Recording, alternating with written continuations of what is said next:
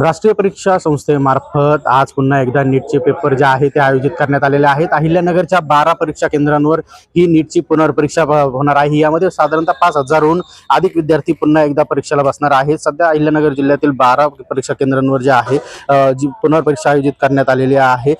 3 मे रोजी जे आहे पेपर झालेला होता नीटचा, तो लीक झाल्याचे लक्षात येतात पेपर रद्द करण्यात आलेला होता। दरम्यान लीक झालेला पेपर लक्षात येतात देशभर जे आहे संतापाची लाट उसळलेली होती।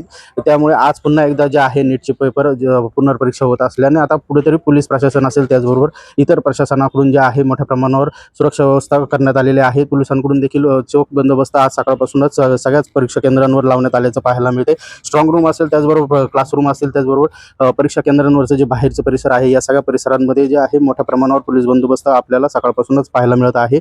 नीटचं पेपर फुटीचं जे आहे कनेक्शन महाराष्ट्रातील पुणे, लातूर, नाशिक, अहिल्यानगर पर्यंत पोहोचलेलं होतं। त्यामुळे कुठेतरी या सगळ्या केंद्रांवर जे आहे आता मोठ्या प्रमाणावर जे आहे बंदोबस्त आपल्याला पाहायला मिळत आहे। यामध्ये आता 12 केंद्र अधीक्षक, 16 उपकेंद्र अधीक्षक, त्याचबरोबर 16 निरीक्षक, 225 कक्ष निरीक्षक, 3 NTA प्रतिनिधी तथा परारी पथक आहेत।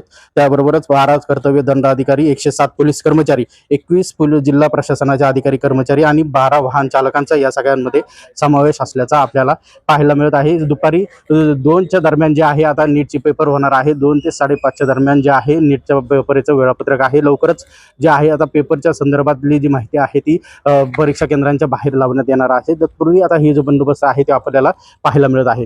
गिरीश रासकर, जय महाराष्ट्र न्यूज, अहिल्यानगर।